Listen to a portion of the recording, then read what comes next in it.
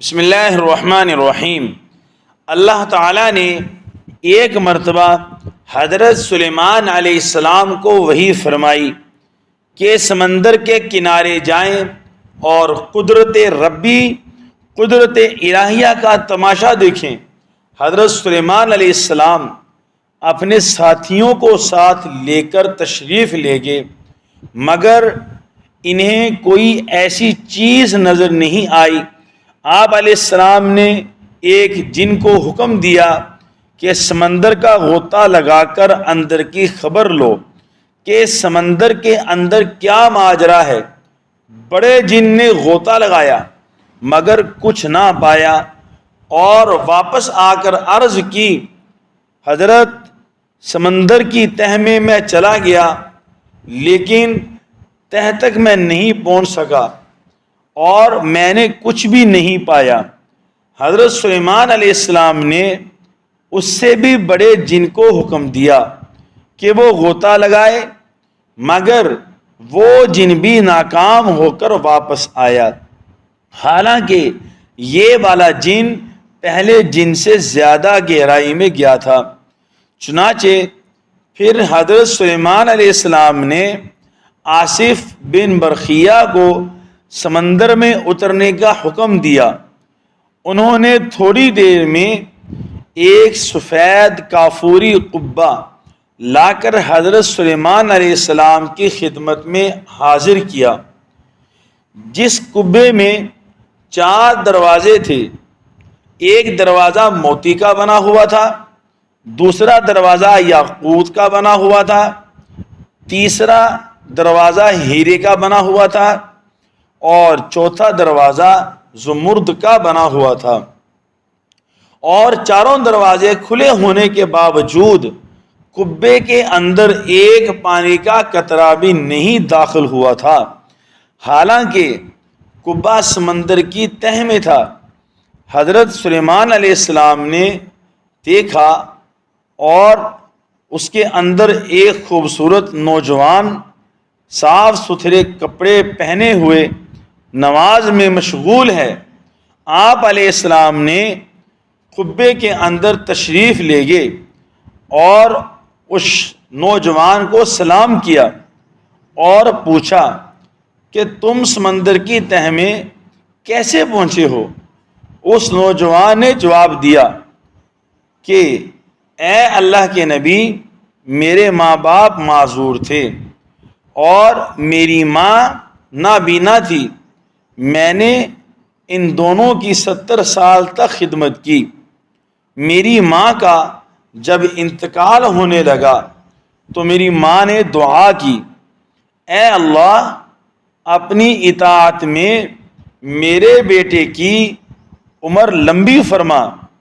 اسی طرح جب میرے والد کا انتقال ہونے لگا تو انہوں نے بھی دعا کی کہ میرے بیٹے کو وہاں عبادت میں لگا جہاں شیطان کا دخل نہ ہو۔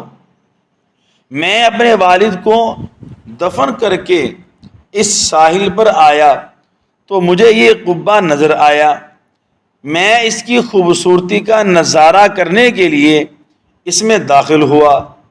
اتنے میں ایک فرشتہ آیا، اس نے قبے کو سمندر کی تہ میں اتار دیا۔ حضرت سلیمان علیہ السلام نے پوچھا، تم کس زمانے میں یہاں آئے تھے؟ یعنی کتنا عرصہ تمہیں ہو گیا، تم کس کے زمانے میں یہاں ہو؟ تو نوجوان نے جواب دیا، حضرت سیدنا ابراہیم علیہ السلام کے زمانے میں یہاں سمندر کی تہ میں پہنچا ہوں۔ حضرت سلیمان علیہ السلام نے جان لیا کہ اس نوجوان کو 2000 سال ہو گئے ہیں مگر وہ اب تک بالکل جوان ہے، اس کا بال بھی سفید نہیں ہوا۔ حضرت سلیمان علیہ السلام نے پوچھا، وہاں کیا کھاتے تھے؟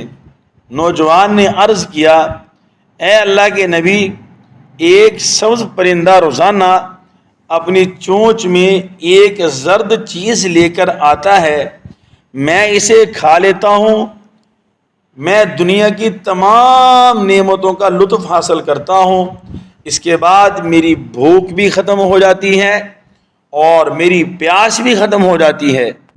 اور اس کے علاوہ گرمی، سردی، نیند، سستی، غنودگی، مایوسی، وحشت، تمام دنیا کے غموں سے مجھے چھٹکارا ہے۔